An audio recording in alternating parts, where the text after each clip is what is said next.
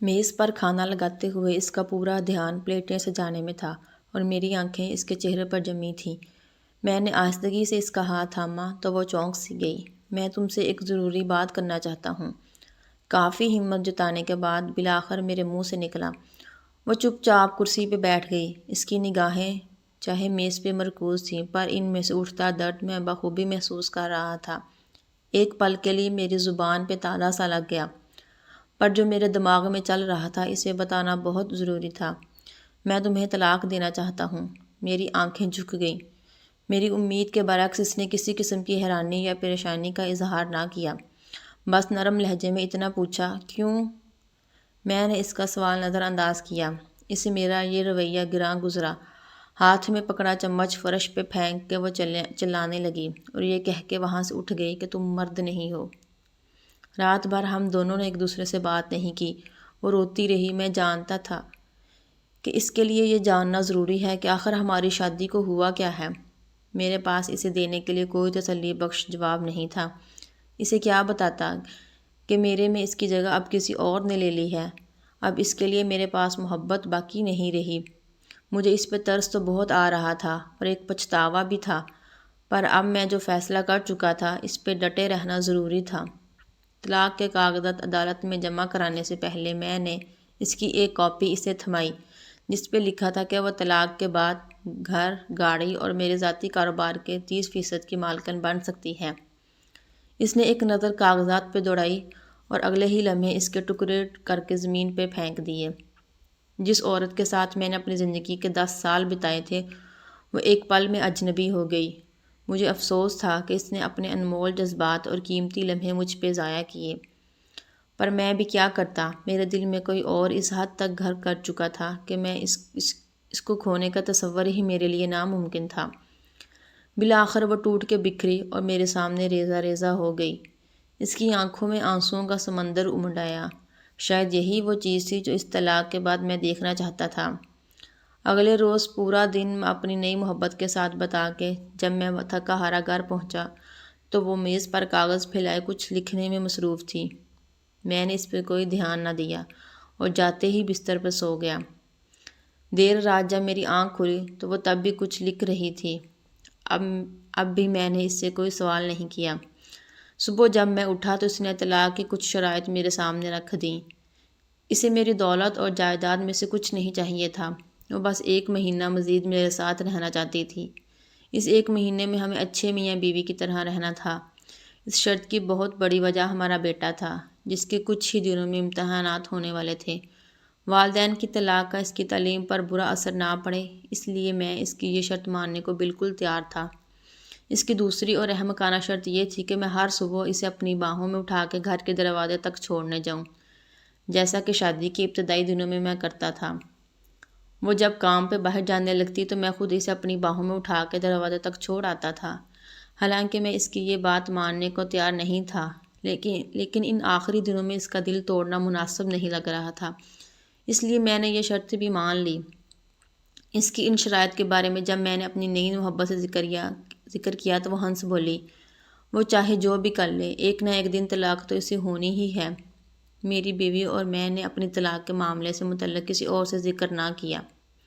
شرط کے مطابق پہلے دن جب مجھے اسے اٹھا کے دروازے تک چھوڑنے جانا تھا تو وہ لمحات ہم دونوں کے لیے بے حد عجیب تھے۔ ہچکچاتے ہوئے میں نے اسے اٹھایا تو اس نے بھی اپنی آنکھیں بند کر لیں۔ اتنے میں تالیوں کی ایک گونج ہم دونوں کے کانوں میں پڑی۔ پاپا نے ممی کو اٹھایا ہوا ہے، ہا ہا ہا۔ ہمارا بیٹا خوشی میں جھوم رہا تھا۔ اس کے الفاظوں سے میرے دل میں ایک درد سا اٹھا اور میری بیوی کی کیفیت بھی لگ بھگ میرے جیسی تھی۔ پلیز اسے طلاق کے بارے میں کچھ مت بتانا، وہ آہستگی سے بولی۔ میں نے جواباً سر ہلایا۔ اسے دروازے تک چھوڑنے کے بعد میں اپنے آفس کی طرف نکل پڑا اور وہ بس اسٹاپ کی طرف چل دی۔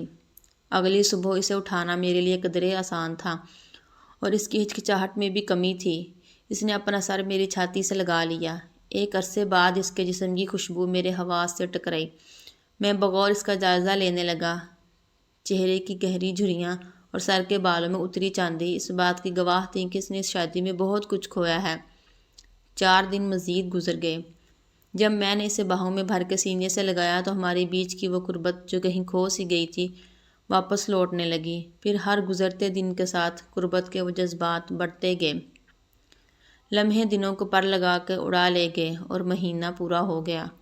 اس آخری صبح میں جانے کے لیے تیار ہو رہا تھا اور وہ بیڈ پہ کپڑے پھیلائے اس پریشانی میں مبتلا تھی کہ آج کون سا لباس پہنے، کیونکہ پرانے سارے لباس اس کے نحیف جسم پہ کھلے ہونے لگے تھے۔ اس وقت مجھے اندازہ ہوا کہ وہ کتنی کمزور ہو گئی ہے، شاید اسی لیے میں اسے آسانی سے اٹھا لیتا تھا۔ اس کی آنکھوں میں امٹتے درد کو دیکھ کے نہ چاہتے ہوئے بھی میں اس کے پاس چلا آیا اور اس کے کندھے پر ہاتھ رکھا۔ پاپا، ممی کو باہر گھمانے لے جائیں۔ ہمارے بیٹے کی آواز میرے کانوں میں پڑی۔ اس کے خیال میں اس پل یہ ضروری تھا کہ میں کسی طرح اس کی ماں کا دل بہلاؤں۔ میری بیوی بیٹے کی طرف مڑی اور اسے سینے سے لگا لیا۔ یہ لمحہ مجھے کمزور نہ کر دے، یہ سوچ کے میں نے اپنا رخ موڑ لیا۔ آخری بار میں نے اسے اپنی باہوں میں اٹھایا تو اس نے بھی اپنے بازو میری گردن کے گرد حائل کر دیے۔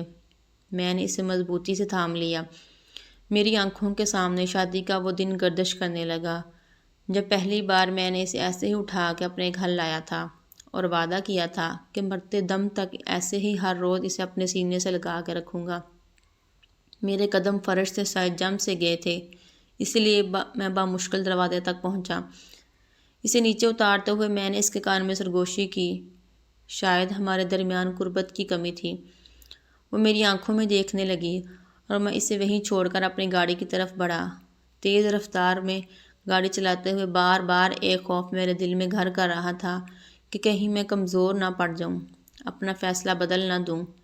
میں نے اس گھر کے دروازے پر بریک لگائی جہاں نئی منزل میرے انتظار کر رہی تھی۔ دروازہ کھلا اور وہ مسکراتے ہوئے میرے سامنے آئی۔ مجھے معاف کر دو، میں اپنی بیوی کو طلاق نہیں دے سکتا۔ میرے منہ سے نکلے یہ الفاظ اس کے لیے کسی دھماکے سے کم نہیں تھے۔ وہ میرے پاس آئی اور ماتھے پر ہاتھ رکھ کے بولی، شاید تمہاری طبیعت ٹھیک نہیں ہے، یا پھر تم مذاق کر رہے ہو؟ نہیں، میں مذاق نہیں کر رہا۔ شاید ہماری شادی شدہ زندگی بے رنگ ہو گئی ہے، پر میرے دل میں اس کے لیے محبت اب بھی زندہ ہے۔ بس اتنا ہوا کہ ہم ہر وہ چیز بھول گئے جو اس ساتھ کے لیے ضروری تھی۔ دیر سے ہی صحیح، پر مجھے سب یاد آ گیا ہے، اور ساتھ نبھانے کا وہ وعدہ بھی یاد ہے جو شادی کے پہلے دن میں نے اس سے کیا تھا۔ نئے ہر بندھن کو توڑ کے بعد میں پرانے بندھن کو دوبارہ جوڑنے کے لیے واپس لوٹا۔ میرے ہاتھ میں پھولوں کا ایک گلدستہ تھا جس میں موجود پرچی پہ لکھا تھا، میں ہر روز ایسے ہی تمہیں اپنی باہوں میں اٹھا کے دروازے تک چھوڑ آؤں گا، صرف موت ہی مجھے ایسا کرنے سے روک سکتی ہے۔ میں اپنے گھر میں داخل ہوا اور دوڑتے ہوئے سیڑھیاں چڑھنے لگا۔ میرے پاس اپنی بیوی کو دینے کے لیے زندگی کا سب سے بڑا تحفہ تھا۔ میں جب اس سے چند لمحوں کی دوری پہ تھا تبھی ہی زندگی کی ڈور اس کے ہاتھوں سے سرک گئی۔ کئی مہینوں تک کینسر کی بیماری سے لڑتے لڑتے وہ ہار چکی تھی۔ نہ اس نے کبھی اپنی تکلیف کا مجھ سے ذکر کیا اور نہ ہی مصروف زندگی نے مجھے اس سے پوچھنے کا موقع دیا۔ جب اسے میری سب سے زیادہ ضرورت تھی تب میں کسی اور کے دل میں اپنے لیے محبت کھوج رہا تھا۔